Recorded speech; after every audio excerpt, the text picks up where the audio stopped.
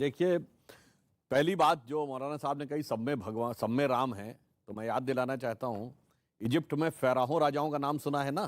जाके चेक करिएगा, फ़राओ डायनेस्टी का पहले राजा का नाम क्या है? राम से। सोचिएगा, राम से में राम कहां से आ गया? जॉर्डन रिवर, खूब इजराइल और फिलिस्तीन की लड़ाई होती है, जॉर्डन रिवर के वेस्ट बैंक पे बहुत बड़ा इजिप्ट का शहर है राम अल्लाह। अल्लाह समझ में आता है, राम कहां से आ गया उसमें। इसलिए राम सब जगह हैं, चाहे इधर देखिएगा ईस्ट में या वेस्ट में दिखाई पड़ेगा, लेकिन अपने घर पे उनको। मगर अब मैं एक सियासत का जवाब देता हूं और नए वर्ष का। देखिए, जो मौलाना साहब ने सियासत की बात की, देखिए प्रॉब्लम क्या है कि कुछ लोगों के माइंडसेट इस ढंग से भरने का प्रयास किया जाता है। मोदी जी ने तो सबका साथ सबका विकास की बात कही। हमने जो निर्धन लोगों के लिए, वंचित लोगों के लिए योजनाएं दी हैं, 70% अल्पसंख्यकों का कोई ना कोई परिवार ने किसी न किसी योजना का लाभ जरूर लिया है। यह सोचने की बात है कि इतना देने के बाद भी वोट क्यों नहीं मिलता। दूसरी तरफ हिंदू समाज में 700 रुपए की बिजली देने के लिए वोट किसी को देने को तैयार हो जाते हैं। तो यह विचार भी एक करने का विषय है कि यदि हम सबको दे रहे हैं, फिर भी कोई उस लाभ को लेने के बाद भी विकास से ना संबंध रख के मन में किसी द्वेष से संबंध रख रहा है, तो मेरे विचार से इस स्वर्ण काल में हमें उस चीज का निवारण या परिमार्जन करने की जरूरत है। दूसरा, ये ग्रेगोरियन कैलेंडर का पहला महीना आ रहा है ना, जनवरी। हमारा नया साल शुरू होता है मार्च से। अब मैं एक बात कहना चाहूंगा, 2 महीने का अंतर है दोनों में। तो जनवरी, फरवरी, मार्च, अप्रैल किसके नाम पे हैं? आप जाके नेट पे चेक कर लीजिएगा, मिल जाएगा। जूलियस सीजर के नाम पे जुलाई है, अगस्टस सीजर के नाम पे अगस्त है। जिस राजा को बड़ा दिखाना था उसने अपना 31 का महीना कर दिया ताकि 30 से ज्यादा मेरा हो। मगर 4 महीने ऐसे हैं जिनका उल्लेख ही नहीं मिलता कि कहां से है। सितंबर, अक्टूबर, नवंबर, दिसंबर। सितंबर क्या है? ग्रेगोरियन कैलेंडर का 9वां महीना, हमारे कैलेंडर का 7वां महीना। और अंबर कहते हैं आकाश को संस्कृत में। जब 12 जोडियक में आप डिवाइड करते हैं, जब सूर्य सप्त अंबर में है तो वो सप्तंबर है, अष्ट अंबर में है तो अक्टूबर है, नवम अंबर में है तो नवंबर है, दशम अंबर में है तो दिसंबर। और जिनको मेरी बात के ऊपर कोई यकीन ना हो तो मैं पूछना चाहता हूं, बता दो ओरिजिन ऑफ द वर्ड सितंबर, अक्टूबर, नवंबर, दिसंबर। और फिर यदि ये सब कुछ सच है तो जिन जिन लोगों ने अपने महीने का नाम बड़ा करने के लिए 31 का महीना किया, तो सारे कटने कहां से चाहिए थे? आखिरी महीने से कटने चाहिए थे ना। तो दिसंबर 28 का होना चाहिए था, फरवरी 28 का क्यों है?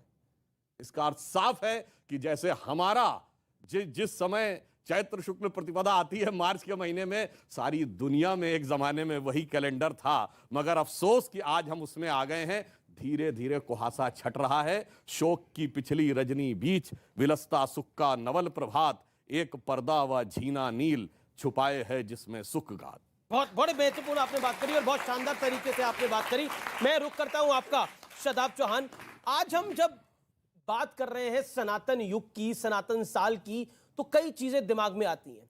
पहली चीज यह आती है कि इस देश के अंदर हर पॉलिटिकल पार्टी को रियलाइज होने लगा कि हिंदू भी अब एक बड़ा वोट बैंक है, उसको अवॉइड नहीं किया जा सकता। अमीर जी, हिंदू भी बड़ा वोट बैंक नहीं है, हिंदू ही वोट बैंक है। मुसलमान तो कभी वोट बैंक था ही नहीं ना है। मुसलमान कहीं वोट बैंक नहीं है। और ना कभी, आप देखिए कब मुसलमान प्रधानमंत्री कब बना? हमेशा हिंदू या सिख ही बने जनरली। तो और दूसरी चीज जो अभी सुधांशु भाई ने कही कि 700 के लिए दे देते हैं वो वोट नहीं, जो नहीं दिया, मुसलमान वोट नहीं दिए, 70% योजना का लाभ उठाते हैं। भारत का हर नागरिक टैक्स देता है, और नरेंद्र मोदी जी या योगी जी या कोई और अगर जनता की सेवा करता है तो अपनी प्राइवेट प्रॉपर्टी से नहीं करता है। हम सब से टैक्स लेकर के जनता की सेवा करना ये उसका कर्तव्य है। अगर वो नहीं करता है तो अपने कर्तव्य के खिलाफ जा रहा है। तीसरी चीज, स्वर्णिम साल, जहां बेटियों की इज्जत, रोजाना 10 से ज्यादा बलात्कार की घटनाएं हर 6 घंटे में हो जाती हों, क्या वो स्वर्णिम साल हो सकता है? जहां किसान परेशान हो, जहां युवा रोजगार के लिए परेशान हो, जहां दलितों को आज भी घोड़ी ना चढ़ने दिया जाता हो, जहां मुसलमान अपनी इबादत गाहों के लिए, जान के लिए भीख मांगते हो, बेटियों को कहीं टुकड़े कर दिए जाते हैं, कहीं मार दिया जाता है, वो स्वर्णिम साल कैसा हो सकता है? जहां चाइना कब्जा करता है वो स्वर्णिम साल कैसा हो सकता है? चाइना कब्जा करता है स्वर्णिम साल? बिल्कुल नहीं हो सकता। कर लिया सनातन का स्वर्णिम साल 1962 के अंदर नहीं, सनातन का स्वर्णिम साल वो होगा जब कैलाश पर्वत हमारे अंडर में होगा और पेंगोंग से लेकर सारे इलाके में हमारा सारी होगा। उम्मीद आपको और मोदी जी से ही है, पाकिस्तान इसका मतलब जब लाहौर नरेंद्र में मोदी जी तिरंगा सारी उम्मीद है, लहराएगा, पेंगोंग भी लेकर आएंगे। जब लाहौर में तिरंगा लहराएगा वो स्वर्णिम साल कहलाएगा। बताओ सुधांशु जी, बताओ लाहौर में तिरंगा कब लहराना है? शादाब चौहान तैयार है, मौलाना साहब तैयार है, अब सुधांशु जी कब तैयार है देश पूछता है। ठीक है जी। अब सुधांशु क्योंकि पॉइंट कर लिया, मुझे 30 सेकंड, फिर मैं दीपांकर जी और आपके बता रहा हूं। ओके, रशीद जी साहब के पास। लाहौर में उस दिन तिरंगा लहरा जाएगा जिस दिन भारत का कोई नेता अपनी कॉन्स्टिट्यूंसी को दिखा के ये कहना खत्म कर देगा कि देखो ये मिनी पाकिस्तान है। और शुरुआत हो गई उस दिन की जिस दिन हमारी कहा? सरकार नाम आने से बता दो। पहले बंगाल के मंत्री ने फिरहाद हाकिम, फरहाद हाकिम। और सुनिए, नहीं, अरे और एक और पूरी बात अभी भी मंत्री है। हमारी सरकार आने से पहले इस देश में, सुनिए, धीरे धीरे परिवर्तन हो रहा है। हमारी सरकार आने से पहले इस देश में पाकिस्तान के झंडे लहराए जाते थे। पाकिस्तान जिंदाबाद जिंदाबाद घाटी में कहा जाता था। मेरी जान पाकिस्तान कहा जाता था। अब मेरी जान पाकिस्तान कहने वालों की जान सांसत में अटक गई है।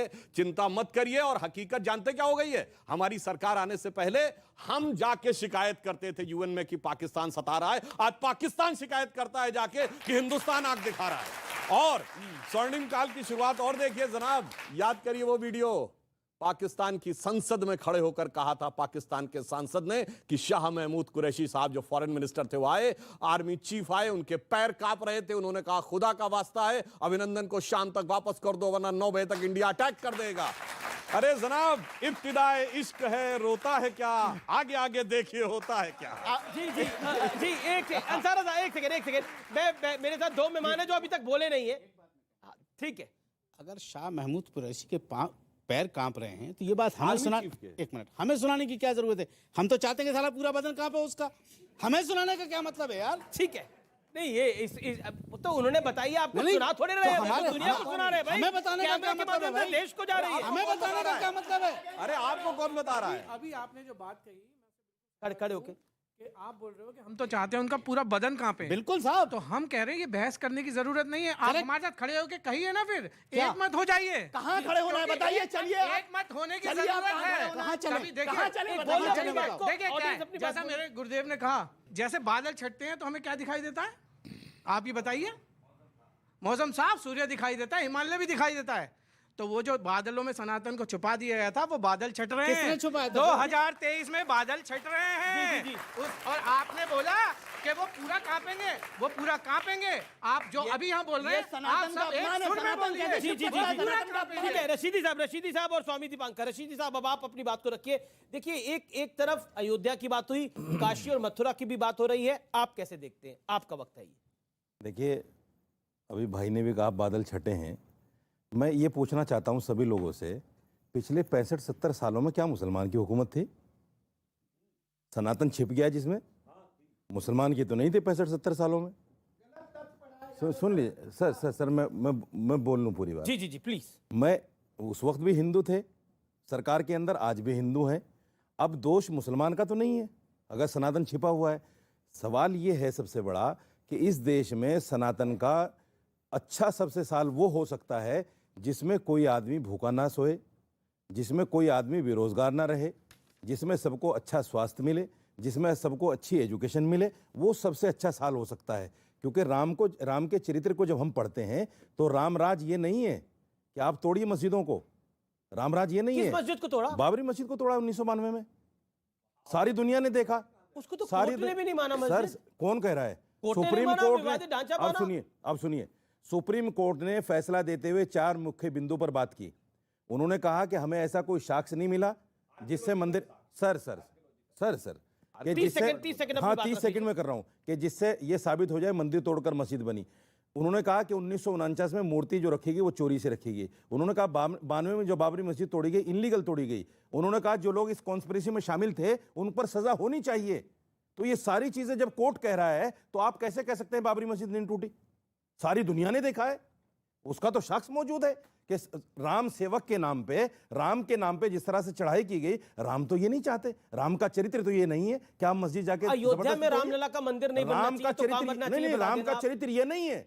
जो लोग ये कहते हैं कि राम का चरित्र ये भी नहीं है कि है, उनके वो घर पे राम कोई के नहीं कब्जा हो कर ले सकते। तो उसको छुड़वाया ना जा सके। भाई साहब, ये राम का चरित्र भी वो नहीं है।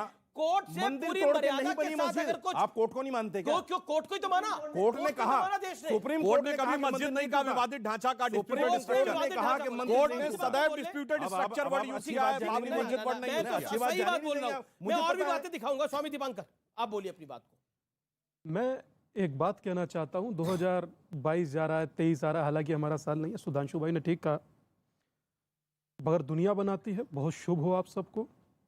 मगर 2022 में कहीं कुछ मिस्टेक रही है तो इसकी कतई अपनी आदत डाल लो, हम 23 में भी ऐसे ही रहेंगे। अब मैं अपनी बात कहता हूं कि जिस तरह की परिस्थिति वर्तमान हुई, पर सियासत का चरित्र अब बदल रहा है। इसलिए बदल रहा है, अब सियासत की कोई भी अभद्र टिप्पणी अध्यात्म पर, अध्यात्म और अध्यात्म से जुड़ा भारत बर्दाश्त नहीं करता। अब वो जवाब देता है, अब तो बेशरम रंग भी प्रतिकार बर्दाश्त नहीं करता करता भैया। हाँ, अब नर और नारायण की तुलना बर्दाश्त नहीं होती। अब कोई पूछे कि दशरथ के 10,000 कमरे थे, वो बर्दाश्त नहीं होगा। अब बर्दाश्त यह भी नहीं होगा कि कोई कहेगा कि दूर दराज किसी आदिवासी इलाके से हिंदू शब्द गंदा है, बिल्कुल बर्दाश्त नहीं होता। भारत रिएक्ट करता है।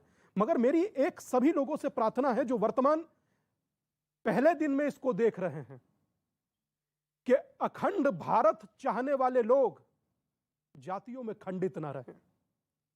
पहले हिंदू बने, सनातनी बने, उसके बाद भारत को बढ़ता हुआ देखें। और निसंदेह एक बात हमेशा याद रखिएगा, बढ़ते चले थे जब हम यारो आगे, तब कोई भी हमको डरा ना सकेगा।